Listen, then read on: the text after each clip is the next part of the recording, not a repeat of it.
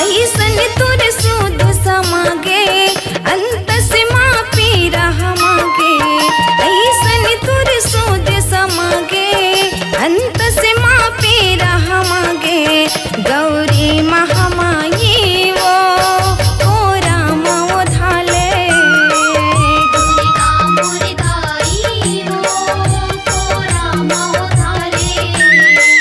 दुर्गा मुरदाई वो राम वो धाले।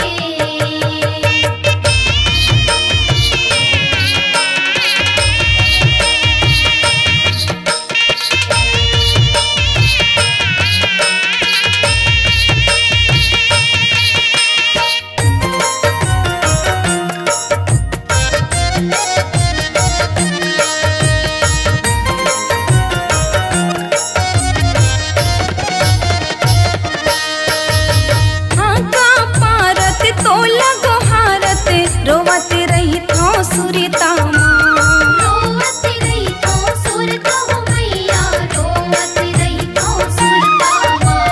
ताई दयालु आंसू बहावत पोछत रही थो घूरता माँ। पोछत रही तो पुरता हो मैया। पोछत रही तो पुरता माँ। अब तो मोर सुन ले गोहारी ए जग के महतारी। अब तो मोर सुन ले गोहारी ए जग के महतारी। गुरुदेव दोहाए वो राम वो धाले। दुर्गा मुरदाई वो राम वो धाले। दुर्गा मुरदाई वो राम वो धाले। ममता के मैं हो पियासा मोरे तेरी पुरा दे आशा।